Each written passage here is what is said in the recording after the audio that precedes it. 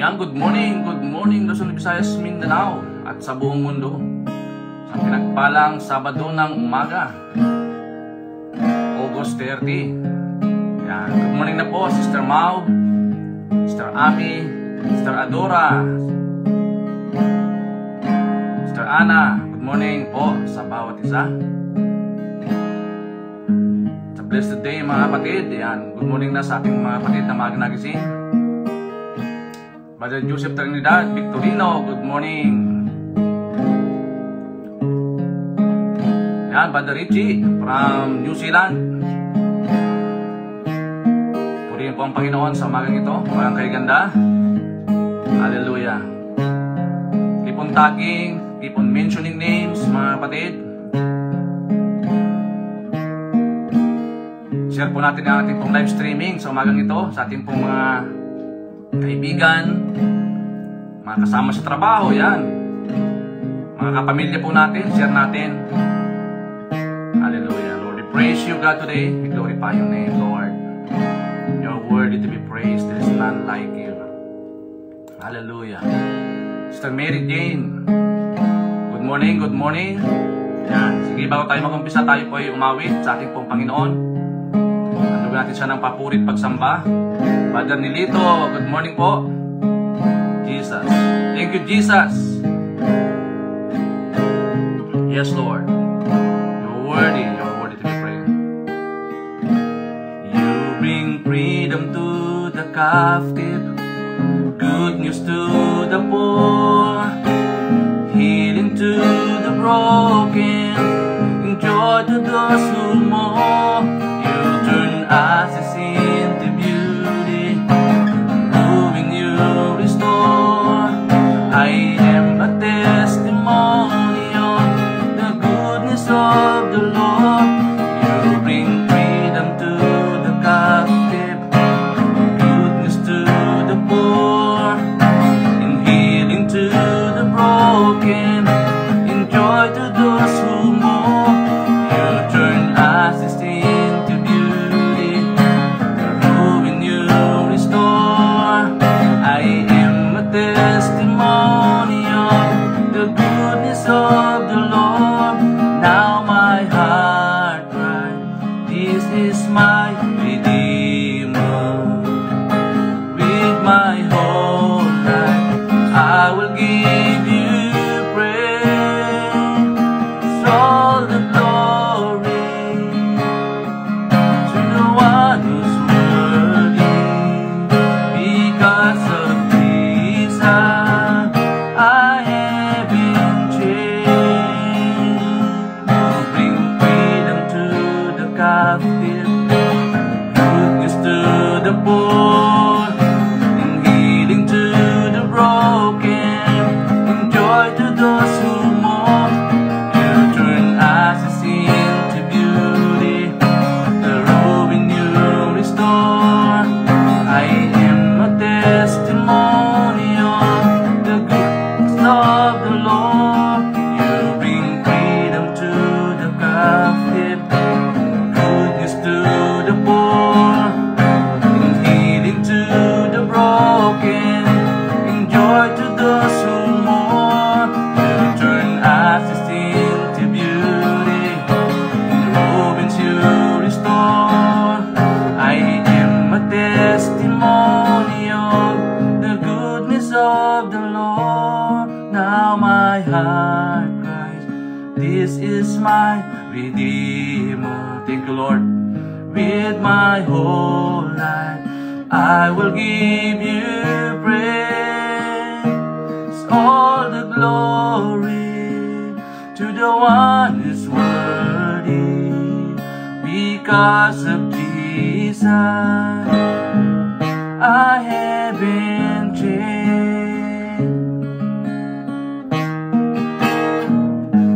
So close I believe you're holding me now in your hands. I belong. You'll never let me go. So close I believe you're holding me now in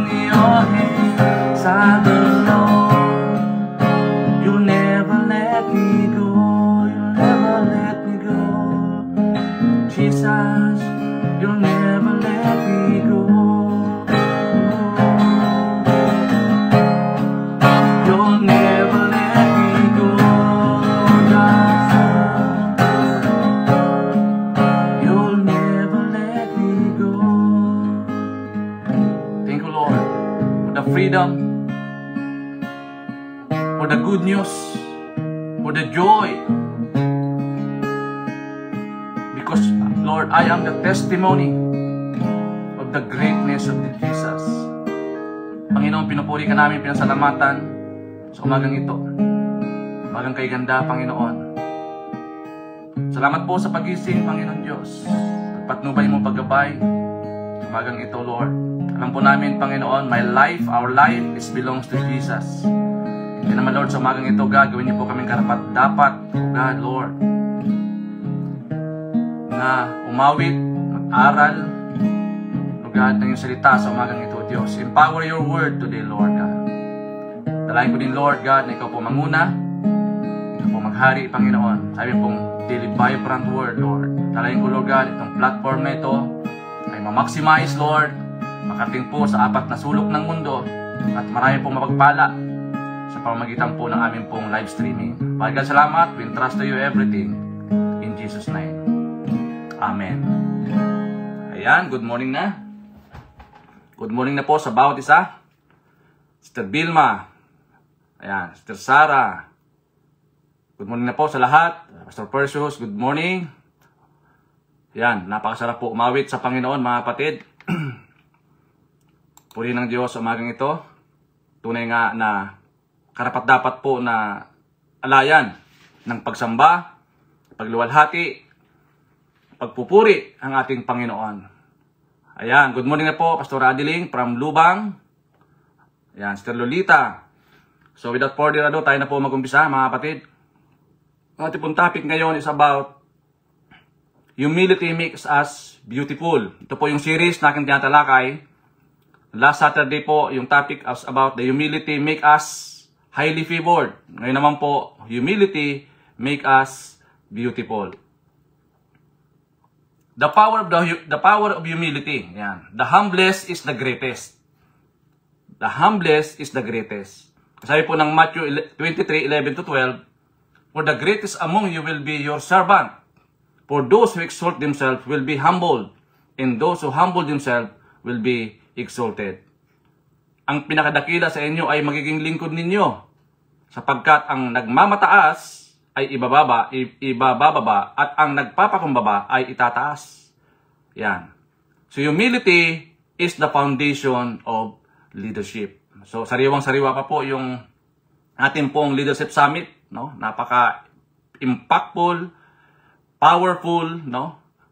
Ang laki po ng impact, no? Lalo na sa ating pong mga lingkod ng Diyos, mga leaders. Kaya nga, humility is the foundation of leadership. Sabi po ng Bible, in the Bible, humility is a virtue of lawlessness o lowliness of mind that involves recognizing God's power in one's own dependence on Him, valuing others more than oneself, and seeking to serve others rather than being served. It's in an inside-out recognition of one's position before God, and is demonstrated through a servant-like attitude. Exemplified by Jesus Christ's willingness to give His life for others, humility is not self-deprecation or an inferiority complex, but rather a correct and modest estimate of one's worth in relation to God's greatness. Malinaw po, no? Kaya nga po yung ating text sa magang ito, mga kapatid, sa Philippians chapter 2, verse 3-4. Sabi po ni Paul, do nothing out of selfish ambition or vain conceit. Rather, in humility, value others above yourselves, not looking to your own interests, but each of you to the interests of others. Sa Tagalog, huwag gumawa ng anuman dahil sa makasariling ambisyon o walang kabuluhang kapalaluan. Sa halip, sa pagpapakumbaba ay pahalagahan ang iba ng higit sa inyong sarili. Hindi tumitingin sa inyong sariling kapakanan, kundi bawat isa sa inyo sa kapakanan ng iba. Yan, napakaganda po ng salita ng Diyos. Philippians chapter 2, verse 3-4. Yan, mga kapatid. So, sabi po dito, humility is a central to Christian living. Kaya napakahalaga po yung humility. Kasi ito po yung very character traits o very nature ng ating Panginoong Hesus. He is the example. Pinakita sa atin. Pinortray niya yung pagiging humble. It draws God's favor and opens the door for His blessing. Isa din po ito na nagpagpapabukas ng pintuan ng langit para ibuhos po yung pagpapala. Kaya si Lord ayaw talaga ng ma-pride, no? Yung mahambog, ayaw ng Panginoon. Kaya sabi po ng James chapter 4 verse 6, God opposes the proud but give grace to the humble. Sinasalungat ng Diyos ang mga mapagmataas, ngunit nagbibigay ng biyaya sa mapapakumbaba. Kaya sabi din po ni James chapter 4 verse 10, humble yourselves before God and He will lift you up. Malinaw po ang Biblia, mga kapatid. Nasa lungat, no? Ng tinuturo ng mundo na maging palalo, maging hambog, maging tanyag para lang maging yung pansariling kapakanan. Kaya dito, mga kapatid, pinakita ni Jesus yung pagiging mababa. So pag ibig sabihin po ng pagiging mababa, hindi ito ibig sabihin ito na down mo na yung sarili mo. Kaya nga ang kababaang loob ay sentro sa pamumuhay Kristiyano. Ito ay nakakakuha ng pabor ng Diyos. Bumubukas. Kumbaga naantig yung puso ng Panginoon. Na kapag ang tao po ay nagpapakumbaba. Humble yourselves before the Lord and He will lift you up. Diba, malinaw? Humility doesn't mean thinking less of yourself, but thinking of yourself less. Ito po ay sinabi po ni C.S. Lewis, di ba? In thinking more of God in others, it is the posture.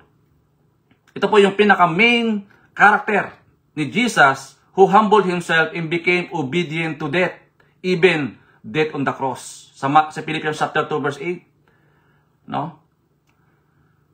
Iniwan yung karangyaan ng langit, iniwan yung pagka-Diyos, bumaba sa lupa para abutin tayong makasalanan. Ganun po, pinakita, pinosture ng ating Panginoong Hesus yung pagiging humble. Oo. Talagang 100% humble obedience. Sabi nga dyan, even to the point of death and death on the cross. Therefore, sabi niya, let us lay down pride, self-glory, and entitlement. Instead, let us serve with joy. Listen with compassion and obey God in reverence. Ito po yung pagtalima natin. The way up in the kingdom of God is always down. Those who humble themselves will be lifted up. Sa Matthew 23:12. So ano po ba ang puntos natin, mga kapatid, sa umagang ito? Number 1, humility is being selfless. Gaya po na sinabi po ni C.S. Lewis, sabi niya, humility is not thinking less of yourself. It is thinking of yourself less. Ang pagpapakumbaba ay hindi ang pag-iisip ng mas mababa sa inyong sarili. Ito ay ang pag-iisip ng iyong sarili na mas mababa. Dito po natin, mga kapatid, pinoportray yung example na ginawa po ni Jesus. He humbled Himself. Kaya nga, humility is being selfless. Yung inuuna lagi yung kapakanan ng iba. Laging iniisip yung kapakanan ng iba. Diba? And number 2, humility values others above oneself. Humility values others above oneself. Sa ating pong sariling prinsipyo, mahirap gawin ito, mga kapatid. Kaya kailangan ng tao ma-born again. Yun talaga yung solusyon. Magkaroon ng regeneration, magkaroon ng transformation. Hanggat hindi nare-renew yung puso ng tao, mahirap gawin ang pagiging humble. Kaya ang sabi po ni Jesus, yung nagtatalo yung mga alagad, di ba? Sa Matthew 20:26-28, sabi niya, hindi gayon sa inyo, sa halip, ang sino man nagnanais na maging dakila, sa inyo ay dapat na maging lingkod ninyo. At ang sino mang nagnanais na mauna ay dapat na maging alipin ninyo. Kung, di ba?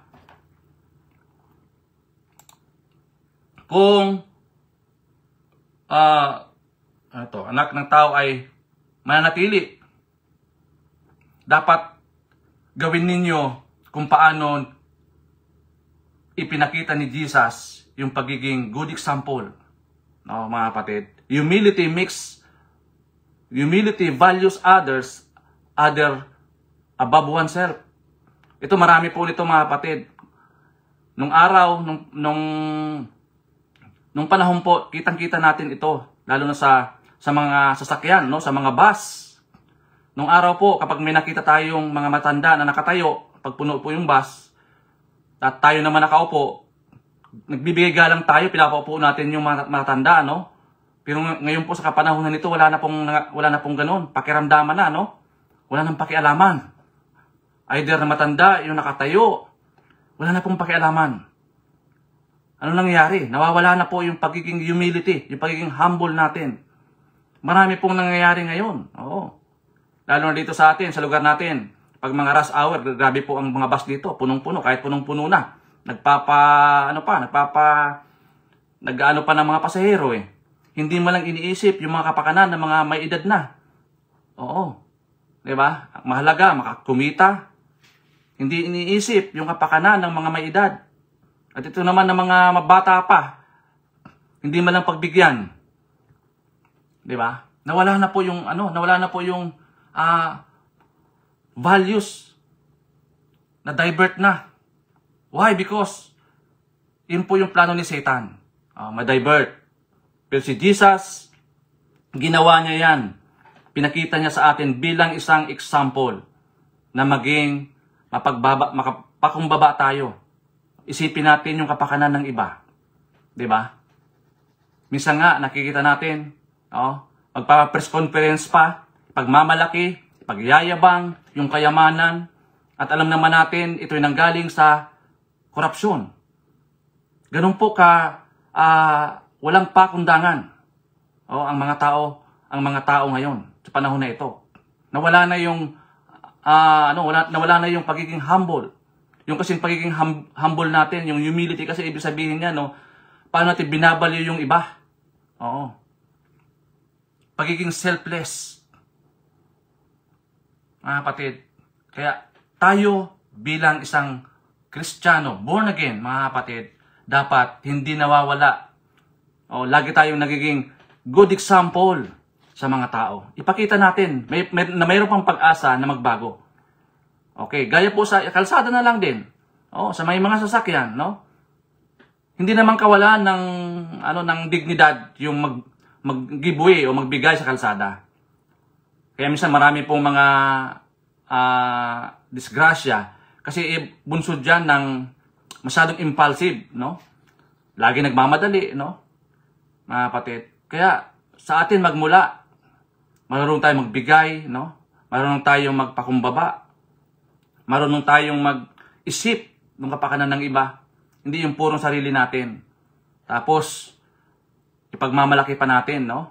Tanda natin, meron po akong nabasa o meron po akong napanood na isang commentator, no? Sabi niya, anihin ko naman ang mataas na grado sa eskwelahan. Nakuha ko man yung pinakamataas na grado, kung ang karakter ko naman ay bagsak, baliwala yun. Di ba? Napaganda po yung kanyang sinabi. Kasi yung grado, sabi niya, namamanipula yun. Pwedeng magbago yun, pwedeng magawa yun. Pero yung karakter mo mismo, iyan ang magdadala sa'yo. Yes, tama. Kasi character matters to the Lord, mga kapatid.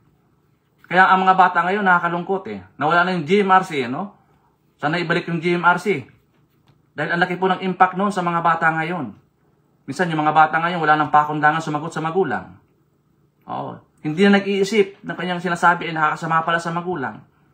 Nawala na yung pagrespeto. Nawala na yung pagiging humble, mga kapatid. And number 3, humility seeks the good of others. Yun laging iniisip yung kapakanan ng iba. Mga kapatid. Kaya ang ating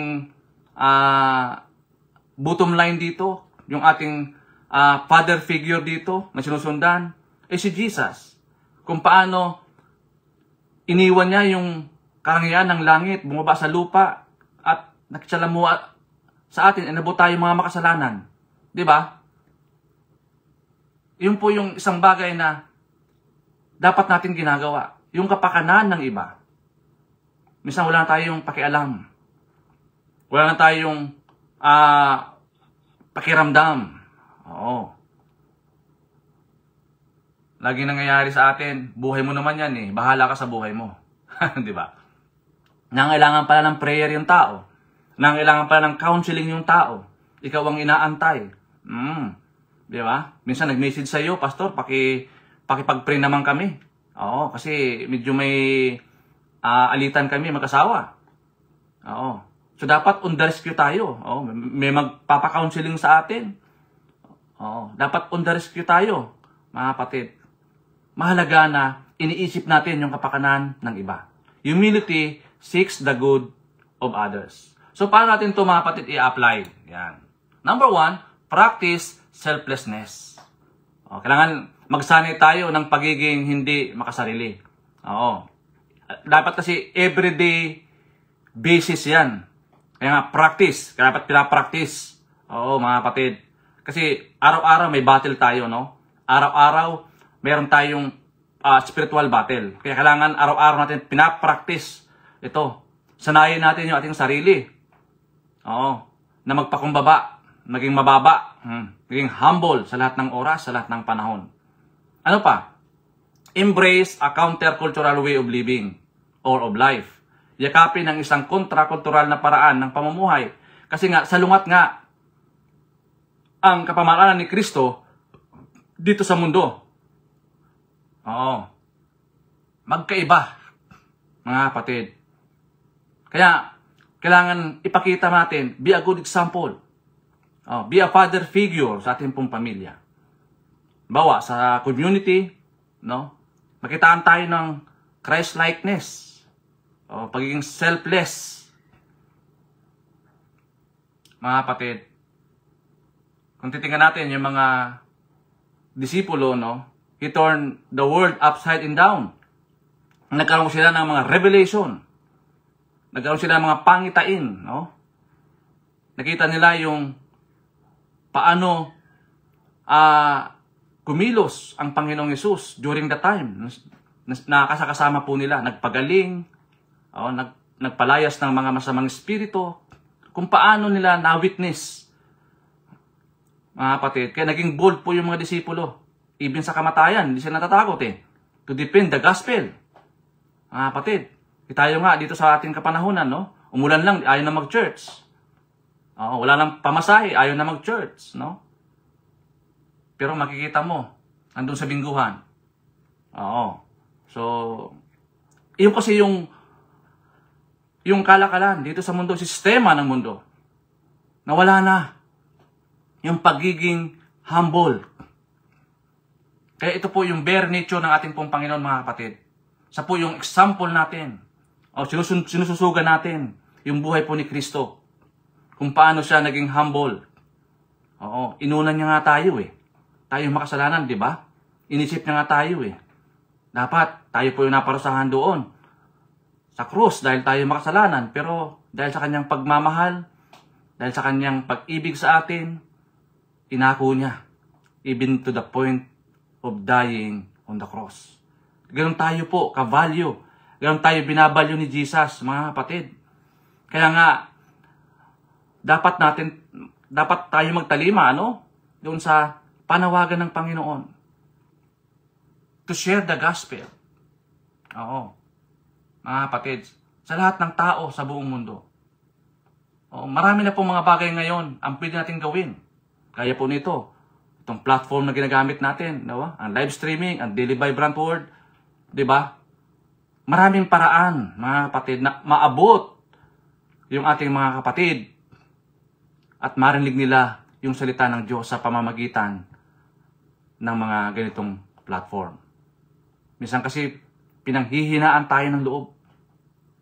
O kaya naman, hindi natin alam kung paano gawin. Kaya dapat, lagi tayo nag-tune in. Araw-araw po ito, mga kapatid, nating Daily Vibrant Word. Every 5 a.m. No? Araw-araw po ito. So, kailangan tuloy-tuloy. Kaya nga, sabi ito, everyday practice. Diba? Practice selflessness everyday. Araw-araw. Kasi kung by conviction lang, mahirap yun. Oo, kailangan consistent tayo, mga kapatid, sa pag-share ng gospel. Consistent tayo sa pakikinig, di ba? Panunood ng mga live streaming, di ba, mga kapatid? So, mahalaga na ito po ay ginagawa po natin bilang isang Kristiyano. Yan po, mga kapatid. Pangatlo, seek the good of others for Christ's sake. Hanapin ang kabutihan ng iba para kay Kristo. Marami po mga tao, alam mo, nag-aantay lang na tayo po ay nag-aantay lang sila na tayo po ay tumalima. Marami po, lalo ngayon, napakabilis na po ng information. Oo. Information dissemination, napakabilis na kasi may mga cellphone na nga eh. Ang bilis na pong magpadala ng message, mag-ask ng prayer request, o kaya mag-ask ng prayer. Napakabilis na, mga kapatid. Kailangan i-maximize natin yung kapamaraanan ng ginagawa ng ating pong Panginoon. Seek the good of others for Christ's sake. Ang laki po ng impact nito, mga kapatid, sa atin. Why? Because si Jesus, ipinakita na sa atin yung example, good example, para natin lakaran. Kaya nga, sa ating pong tinalakay, humility is the foundation of leadership. Kasi tayo po ay tinawag ng Panginoon na mga leader. No? Ang unang-una na dapat nating pinupusuan, no? Ito po yung pagiging humble. Kasi sabi po ng Proverbs chapter 11 verse 2, when pride comes, then comes disgrace. But with humility comes wisdom. Diba? Sabi po ni Haring Solomon, kapag dumating ang pagmamataas, darating din ang kahiyaan. Ngunit kasama ng pagpapakumbaba ang karunungan. Kasi nga, yung mga nagmamataas, ibinabababa yan ng Panginoon. At yung mga nagpapakababa naman, itataas yan. Ganun po yung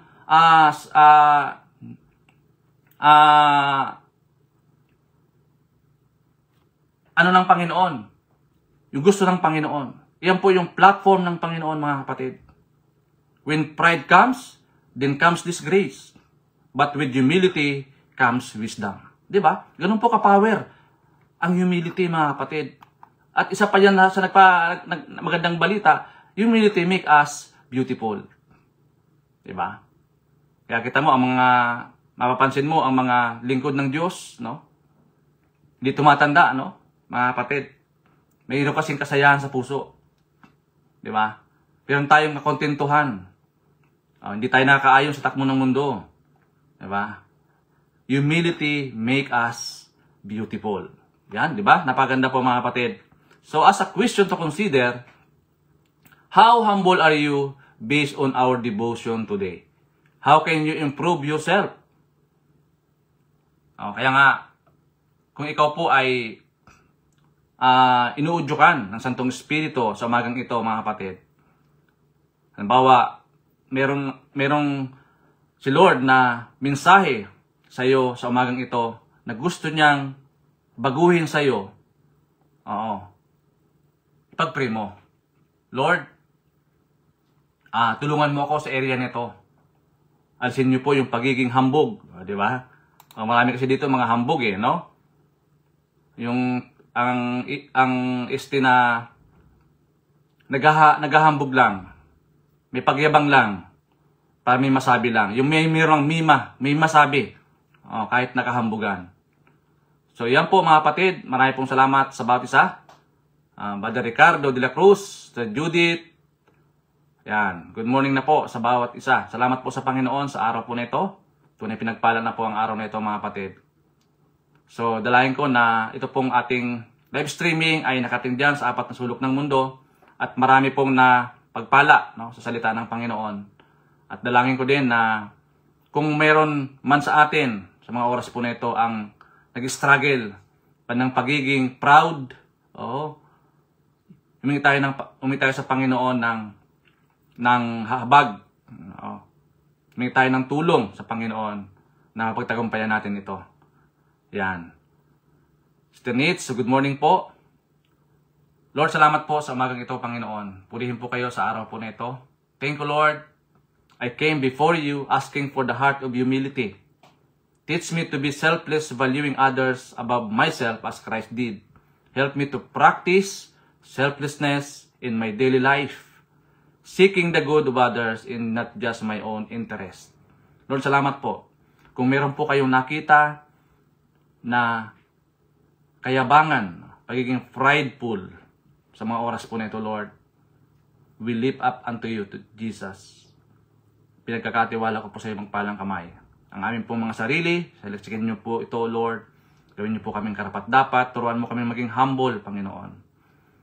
Salamat po sa araw na ito, for this is the day that the Lord has made, and we will rejoice and be glad in it. Lord, we remember also ang po mga kapatid, Lord, na nagdiwa ng kaarawan sa araw na ito. Even sa kanila po mga anniversaries, Lord. I pray, Lord God, na patuloy mo po silang samahan. Maging masaya po sila sa kanilang mga celebration, Lord God. Halin Jesus name. At kunin po sa akin po mga kapatid na may mga karamdaman ngayong araw. Dalayan ko, Lord, ipadaloy mo po ang kagalingan na nagmumula lamang sa iyo, Panginoon. Lord, salamat po. Pinupuri ka namin, pinasalamatan sa araw na ito. Make this day fruitful and victorious, Lord God, sa araw po nito. Samahan po kami. Sa akin pong magagawin, Lord God, samahan kami ng Santong Espiritu. O Lord God, sa buong maghapon at gawin niyo po kami mapagtagumpay sa lahat ng aming magagawin. Pinupuri ka namin, pinasalamatan. Salamat po sa amin pong mga kapatid, Lord, na naglalang oras, nakinig, nanood, nagsubaybay, nag-share ng aming pong live streaming, Panginoon, Lord God. Salamat po. Thank you, Lord God. Minsan pa tinaruan mo kami sa araw po na ito ng pagiging humble, Panginoon Diyos. Thank you, Lord. All the glory, honor, and praise in Jesus' name. Amen and amen. God bless mga kapatid. Salamat po. To God be all the glory.